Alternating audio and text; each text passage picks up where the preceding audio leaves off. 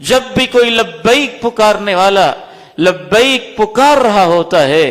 مشرق سے لے کے مغرب تک روئے زمین کے سارے کچے اور پختہ مکانات اور اس کرۂ ارضی کے سارے درخت بھی اس عازمین حج کے ساتھ اور ان عازمین حج کے ساتھ لبیک اللہم لبیک پکار رہے ہوتے ہیں۔ آپ تنہا نہیں ہوتے ہیں،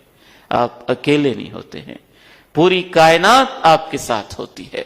پھر آپ نے اپنے کپڑے بدل دیے، لباس تبدیل کر دیا، آپ نے اپنا مقامی کلچر، مقامی ثقافت، قومی لباس، قومی شناخت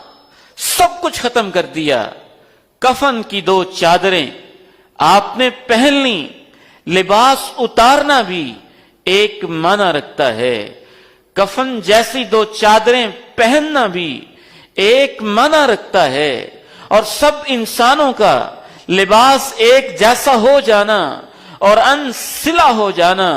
یہ بھی ایک معنی رکھتا ہے۔ یہ ایرانی ہے، یہ ترانی ہے، یہ افغانی ہے، یہ ترکستانی ہے، یہ امریکی ہے، یہ یورپین ہے، یہ پاکستانی ہے، یہ عربی و ہاشمی ہے،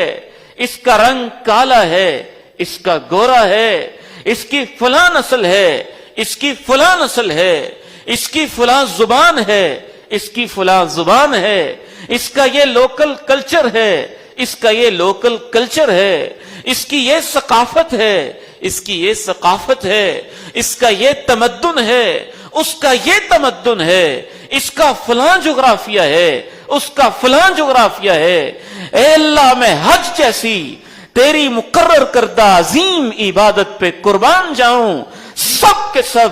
اپنے کلچر، اپنی ثقافت، اپنی زبان، اپنی تہذیب، اپنے رسوم، اپنے رواج، اپنی ساری چیزوں کو چھوڑ کے، حتیٰ کہ اپنی مادری زبان اور اپنے لباس کو تج کر کے کہہ رہے ہوتے ہیں، اللہ اس وقت ہماری کوئی شناخت نہیں ہے، اس وقت ہماری یہ شناخت ہے کہ ہم تیرے غلام ہیں، ہم تیرے بندے ہیں، ہم مسلم ہیں، ہمارا تعلق امت اسلامیہ سے ہے۔ وحدت، یہ اتحاد، ایک عظیم امت کی ممبرشپ کا یہ پریکٹیکلی احساس کسی اور عبادت کے اندر نہیں پایا جاتا۔ آپ کا لباس اتارنا اس بات کا سمبل ہے کہ آپ اپنے گناہوں کا بوجھ اپنے جسموں سے اتارنا چاہتے ہیں۔ نئے کپڑے پہن لینا اور سفید پہن لینا اور کفن جیسے پہن لینا پتہ نہیں کہاں کہاں انسان کو لے جاتا ہے۔ یہ اس بات کی رمز ہے کہ آپ اندر سے بدلنا چاہتے ہیں، تبدیل ہونا چاہتے ہیں، اور پھر کفن جیسی چادریں پہن لینا اس بات کی علامت ہے کہ آخرت